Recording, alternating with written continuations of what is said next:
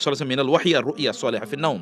রাসূলুল্লাহ সাল্লামের কাছে ওহী আসা শুরু হলো স্বপ্নে, মানে স্বপ্ন দেখার মাধ্যমে। রাসূলুল্লাহ সাল্লাল্লাহু আলাইহি ওয়াসাল্লাম নবুয়তের প্রথম ৬ মাস কেবল স্বপ্ন দেখতেন। স্বপ্নের মাধ্যমে তিনি নির্দেশ পেতেন ৬ মাস। নবুয়ত কত বছরের? ২৩ বছরের। ২৩ বছরে যদি আপনি ২ ভাগ মানে ইয়ে করেন, প্রত্যেক বছরে যদি ২ করে করেন, তার মানে ৬ মাস ৬ মাস। তার মানে ২৩ দুগুণে কত? ৪৬। এই ৪৬ এর কারণে বলা হয় নবুয়ত, মানে স্বপ্ন, সুন্দর স্বপ্ন হচ্ছে সত্য স্বপ্ন নবুয়তের ৪৬ ভাগের ১ ভাগ। কারণ ওই যে ওই কারণে। কারণ প্রথম ৬ মাস তিনি কেবল স্বপ্নে দেখেছেন। এই স্বপ্ন রাসূলুল্লাহ সাল্লাল্লাহু আলাইহি ওয়াসাল্লাম দেখলেন। রুইয়াল আম্বিয়াই ওয়াহয়ুন, নবীরা যে স্বপ্ন দেখে এই স্বপ্নটা ওহী। কিন্তু আমরা যে স্বপ্ন দেখি এই স্বপ্ন কি? রাসূল সাল্লাল্লাহু আলাইহি ওয়াসাল্লাম বলেছেন, লাম ইয়াবকা মিনান নবুওয়াতি ইল্লাল মুবাশশিরাত। রাসূল বললেন, আর নবুয়ত, আমি তো সর্বশেষ নবী, আর কোন নবুয়ত আসবে না, কোন নবী আসবে না। কিন্তু মানুষের কাছে মুবাশশিরাত আসবে, সুসংবাদ আসবে। সাহাবায়ে কেরাম বললেন, ওয়ামাল মুবাশশিরাতু ইয়া রাসূলুল্লাহ। মুবাশশিরাত মানে কি? তিনি বললেন, আর রুইয়া সালিহা, উত্তম স্বপ্ন, ভালো স্বপ্ন। এটা নবুয়তের একটা অংশ। নবীদের কাছে ওহী আসতো, এটা তোমাদের কাছে এইভাবে উত্তম স্বপ্ন আকারে এটা আসে। এবং রাসূলুল্লাহ সাল্লাল্লাহু আলাইহি ওয়াসাল্লাম আরো বলেন, ইযা ইকতারাবাজ জামানু লাম তাকাদ তাকযিবু রুইয়াল মুমিনি ওয়া রুইয়াল মুমিনি জুজউম মিন 46 জুজআম মিনান নবুওয়া। তিনি বলেন কিয়ামতের আগে কোন মুসলমানের কোন স্বপ্ন ভুল হবে না। সে যা দেখছে সকালে, রাতে, সকালবেলা দেখবে তাই ঘটে গেছে। এবং এটা আমাদের জীবনে অসংখ্যবার ঘটেছে। রাতে স্বপ্নে দেখে সকালবেলা তাই ঘটেছে। এটা কিয়ামতের নিকটবর্তী হওয়ার একটা আলামত। এখন আপনাদেরকে যেটা প্রশ্ন করতে চাই, তাহলে যে স্বপ্ন যদি কোনো একজন মানুষ দেখে, তাহলে তার করণীয় কি? যেহেতু স্বপ্নের আলোচনাটা এসে আপনাদেরকে একটু বলে নিই। স্বপ্নের ব্যাখ্যা সম্পর্কে ইবনুল কাইয়্যিম রাহিমাহুল্লাহ তিনি বলেছেন।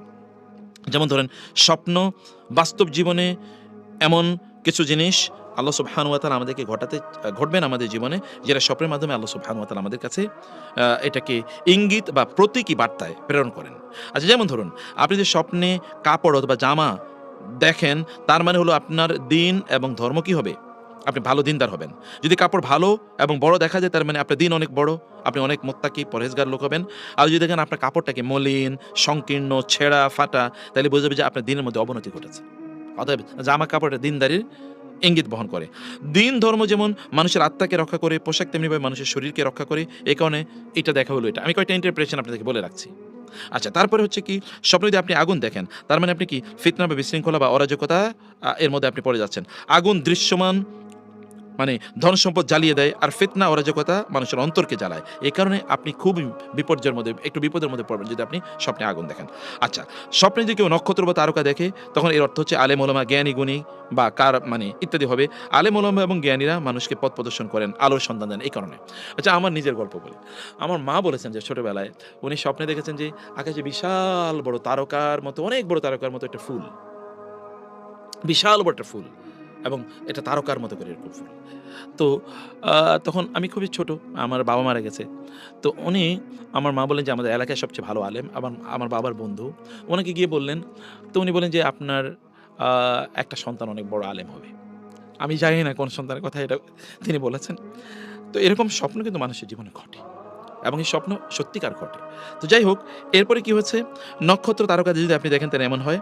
আচ্ছা, স্বপ্নে যদি ইয়াহুদি দেখার অর্থ হচ্ছে যে দিন ধর্মের একটা অবাধ্যতা আসবে। খ্রিস্টান দেখা মানে হচ্ছে যে আপনার বেদাত প্রবর্তন হবে। মানে আপনি বেদাতের মধ্যে ঢুকে যাবেন, আপনি নিজে বেদাতি কাজ করবেন। স্বপ্নে লোহা দেখার মানে হচ্ছে আপনি শক্তি অর্জন করবেন। মানে প্রচণ্ড পরিমাণ শক্তি আপনি অর্জন করবেন যদি স্বপ্নে আপনি লোহা দেখেন। আচ্ছা, স্বপ্নে কেউ যদি দাড়িপাল্লা দেখে, তার মানে হচ্ছে আপনি ন্যায়পরায়ণ একজন মানুষ হবেন বা ন্যায়পরায়ণতা আপনি পাবেন। স্বপ্নে সাপ দেখার অর্থ হলে আপনি শত্রু দেখবেন। এটা কিন্তু প্রচলিত আছে, আপনি জানেন। স্বপ্নে যদি আপনি নিচে পড়ে যেতে দেখেন, তাহলে বুঝবেন যে আপনার অবনতি হচ্ছে। আর যদি দেখেন আপনি উপরে উঠছেন, তাহলে আপনি অনেক উপরে উঠবেন, অনেক উপরে উঠবেন। আমাকে একজন একবার এসে বলল যে, "আমি স্বপ্নে দেখছি আমি লাফ দিলে উপরে উঠে যাই।" তো আমি বললাম যে, "তোমার জীবনে এরকম একটা, তুমি এরকম বড় হবা।"